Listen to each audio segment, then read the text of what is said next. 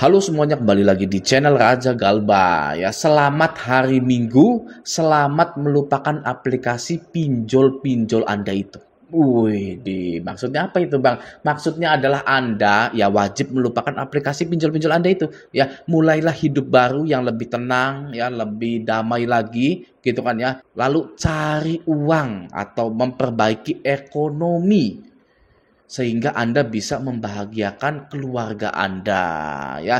Segera ya, dimulai hari ini atau besok lah gitu ya, nggak apa-apa. Besok Senin ya, saya kerja, saya usaha yang banyak gitu. Saya ingin membahagiakan keluarga-keluarga saya gitu. Oke ya, nah di video kali ini saya ingin menginfokan ada satu pinjol legalnya OJK yang stop atau berhenti meminjamkan dana kepada nasabahnya. Ya, bukan satu dua nasabah saja, tapi stop memberikan pinjaman dana kepada seluruh nasabahnya. Oke ya, dan pinjol ini mengumumkan hal tersebut di aplikasinya. Ya, saya dapat info ini dari grup Raja Galbay, dari anggota grup Raja Galbay ya, dia itu ngepost seperti itu. Nah, mari kita langsung saja lihat, oke? Kita lihat scroll dulu. Waduh, ada apa nih? Ada sertifikat rumah gitu, tanah apa gimana gitu. Waduh. Nah, kita lanjutlah. Ini apa ini? Ini isi cash kalau nggak salah ya. Oke, lanjut. Di mana ini? Nah, ini ya. Dari Mas Nanfatchin. Gitu. Nanfatchin. Apa ya? Ini nama Vietnam, nama Thailand, apa nama Filipina ini? Kalau nggak salah ya. Ya, nama seperti itulah. Dia ngepost lah atau oh Tuhan gitu. Apa ini? Nah, ini dia. Ini adalah aplikasi modal nasional. Ya, kita perbesar dulu. Jadi Modal Nasional mengirimkan notifikasi kepada seluruh nasabah modal nasional, yaitu sistem Monas atau modal nasional sedang dalam perbaikan, sementara tidak ada pencairan pinjaman. Wah, ya, apakah ciri-ciri akan bangkrut? Karena sudah santer terdengar kabarnya bahwa 33 pinjol ini di sini ya, ini lewat CNBC. 33 pinjol ini kurang modal, izinnya bakal dicabut OJK. Gitu ya. Nah, ini mungkin saja adalah salah satunya. Gitu ya, 33 itu. Oke, karena tidak biasa-biasanya nih, ini baru pertama kali ya, Monas ini sedang dalam perbaikan dan sementara tidak ada pencairan pinjaman. Oke, kalau ada perbaikan sistem itu tidak sampai menutup pengajuan pinjaman. Oke ya, Anda misalkan ke BRI, ke Mandiri gitu ya, itu sistemnya lagi perbaikan gitu. Ya tetap saja masih diterima, tidak menutup pencairan dana kepada nasabahnya gitu ya. Nah, sekarang saya sudah ada di modal nasional untuk mengecek gitu ya. Walaupun memang sudah saya cek ini tidak ada notif seperti itu. Hanya saja notif tidak mencairkan dana lagi itu hanya ada di aplikasinya. Silakan Anda ajukan lalu pasti muncul notif tidak meminjamkan dana lagi gitu ya. Nah, di sini siapa yang gagal bayar Shopee? Shopee, modal nasional gitu ya. Warnanya sama-sama kuning gitu kan. Siapa yang gagal bayar di modal nasional gitu. Nah, ini akan saya tunjukkan hal yang sangat mengembirakan sekali di disclaimer resiko. Oke. Di nomor 2, langsung saja. Resiko kredit atau gagal bayar atau galbay itu ya ditanggung sepenuhnya oleh pemberi pinjaman, bukan penerima pinjaman, bukan kita-kita semua ini ya. Lanjut, tidak ada lembaga atau otoritas negara yang bertanggung jawab atas resiko gagal bayar ini. Ya, jadi negara itu tidak bertanggung jawab jika ada gagal bayar gitu ya. Jadi investor tidak bisa meminta bantuan kepada siapapun. Artinya seperti itu ya.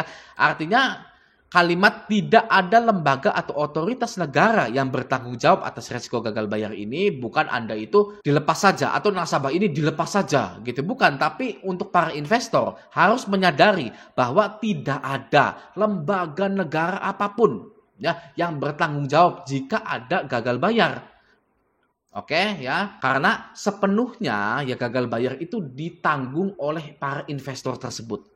Gitu ya. Jadi bisa dikatakan jika Anda gagal bayar di modal nasional itu ditanggung sepenuhnya oleh pemberi pinjaman dan bisa jadi auto lunas gitu ya. Modal nasional itu ya belum masuk slik OJK, kurang bisa dipantau gitu ya. Ini mengalihkan hutang piutangnya ke pihak lain atau enggak gitu ya, karena belum masuk slik OJK modal nasional ini gitu ya. Nah, nanti jika modal nasional ini sudah masuk ke slik OJK dan kondisinya seperti apa akan saya update lagi perkembangannya gitu ya. Tapi ya kita mengacu pada aturan yang sudah tertulis di sini dulu gitu ya. Nomor 2, bahwa resiko kredit atau gagal bayar itu ditanggung sepenuhnya oleh pemberi pinjaman. Nah, sekarang kita lihat komentarnya dulu sebentar. Ada 2 komentar, hanya 2 komentar saja gitu ya. Sama gitu terus punya adekku juga, maksudnya gimana nih ya? Sama gitu terus punya adekku juga, ujung-ujungnya tolak, pada bangkrut kayaknya pinjol nih. Alhamdulillah gini ya. Jadi tidak hanya satu saja, saya juga tadi sudah mendownload Monas dan mencoba ajukan gitu ya. Ternyata memang benar ada sistem Monas sedang dalam perbaikan sementara tidak ada pencairan pinjaman gitu ya. Jadi keseluruhan nasabah ini ya, pinjol Monas ini sedang tidak bisa mencairkan pinjamannya gitu. Oke ya, karena ini ya 33 pinjol ini sedang kurang modal, izinnya bakal dicabut OJK. Nah, bagi yang masih rawat-rawat Monasnya ya, Anda ketika membayar Monas ini ya, itu sudah bisa dipastikan Anda itu tidak akan bisa cair lagi. Makanya pinjol itu tidak ada kebaikan di dalamnya gitu ya. Anda sudah ngutang sana sini untuk bayar pinjol ya, tidak hanya Monas saja ya, banyak yang seperti ini ya, yang sudah dilunasi tapi tidak mencairkan kembali dananya gitu, padahal uangnya dapat ngutang gitu. Itulah yang bikin stres orang Indonesia gitu ya.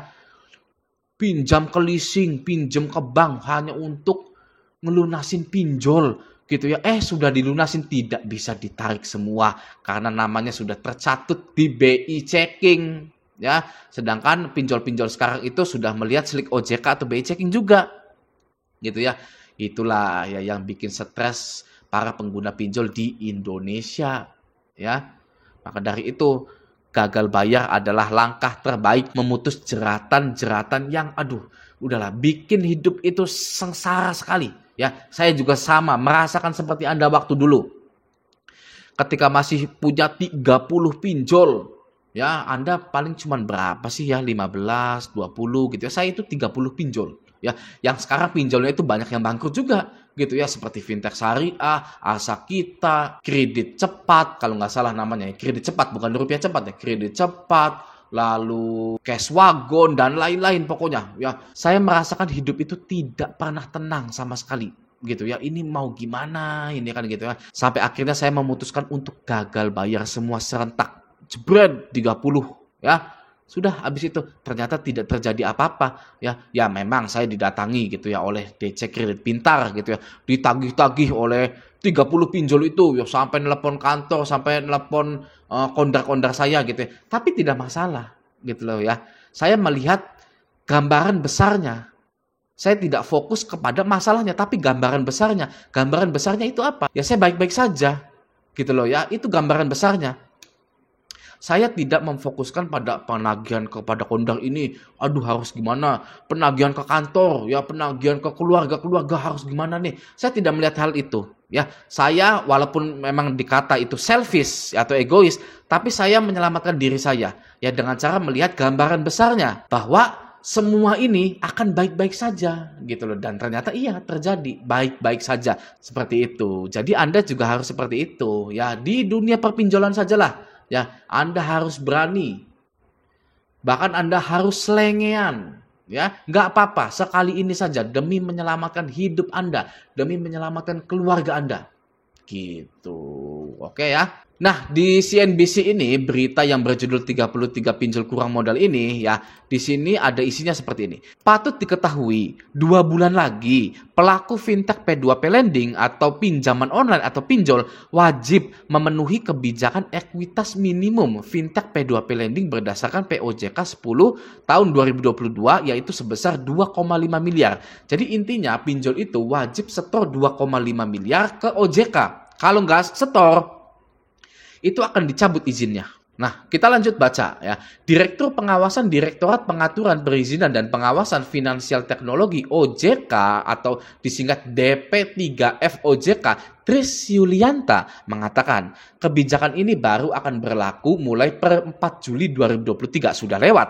Ya, sekarang sudah 16 Juli gitu ya. Lanjut, ia pun menghimbau bagi penyelenggara yang belum memenuhi modal atau pinjol yang nggak ada modalnya ini ya, pengawas telah meminta action plan pemenuhan ekuitas kepada penyelenggara tersebut dan dilakukan monitoring secara berkelanjutan gitu ya. Jadi OJK ini sedang memonitor siapa saja yang tidak kuat, yang tidak bisa setor modal 2,5 miliar ini siapa saja gitu ya. Nah, kita lanjut dulu. Bila pengusaha pinjol, nih ya perhatikan ya, bila pengusaha pinjol tidak dapat memenuhi ketentuan ekuitas minimum yang 2,5 miliar itu sampai dengan tenggat waktu yang telah ditetapkan, maka OJK akan mengenakan sanksi administratif hingga pemberhentian operasi atau pencabutan izin pinjol tersebut. Ya, atau di sini penjelasannya dapat berupa peringatan tertulis, pembatasan kegiatan usaha dan atau pencabutan usaha gitu. Ya, jadi pinjol ini bisa dicabut izinnya sebentar lagi gitu ya. Kemungkinan ada 33 pinjol yang tidak bisa setor modal gitu ya. Ini bisa saja lebih dari 33 atau kurang dari 33 gitu. Tapi ini banyak sekali 33 ini ya. Nah, apakah kemungkinan modal nasional ini sama? Ya, seperti yang termasuk di 33 pinjol itu, karena sistem Monas sedang dalam perbaikan sementara tidak ada pencairan pinjaman. Nah, semoga video ini bermanfaat. Sampai jumpa di video selanjutnya.